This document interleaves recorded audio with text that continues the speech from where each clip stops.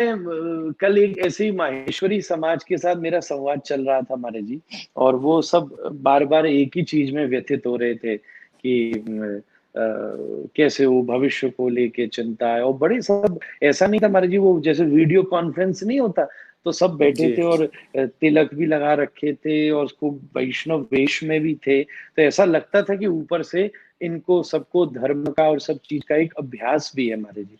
पर एक एक विचित्र, या तो ऐसा भी हो सकता है, मैं ये नहीं कह रहा कि उनके मन में ये व्यथा होगी कि इस प्रकार कैसे भविष्य, जैसे भागवत जी में कई बार परीक्षित भी औरों के लिए प्रश्न पूछता है, तो एक बार जी बार बार बार बार बार ये विषय आ रहा था, भविष्य में क्या होगा, आप लोग कुछ कहिए, भूत में ये होगा, बहुत सारे लोग, महाराज जी हम, मेरी और आपकी दोनों के की वृत्ति तो ऐसी कुछ है नहीं कि हम लोग ज्यादा यंत्र मंत्र तंत्रों में बात करें, अपन तो श्री ठाकुर जी का नाम लेके सीधा सीधा उन्हीं की चर्चा करते हैं महाराज जी।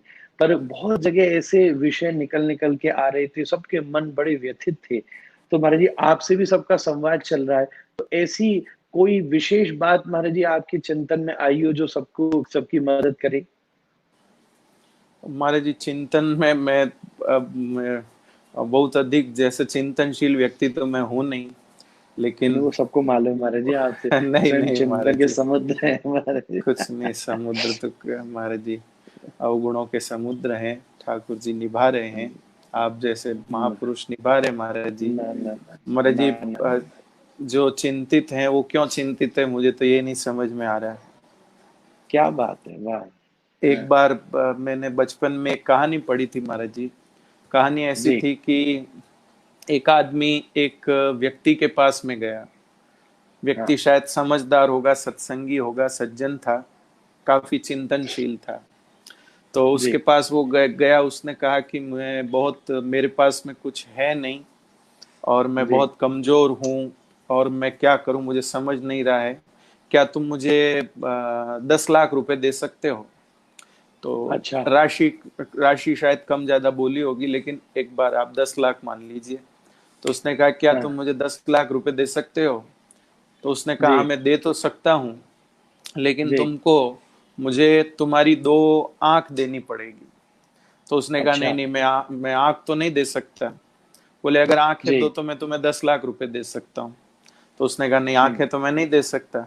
तो उसने कहा ऐसे हम्म। करो, तुम तुम्हारे 2 हाथ मुझे दे दो, तो मैं जी इसके 10 लाख तुम्हें और दे दूंगा।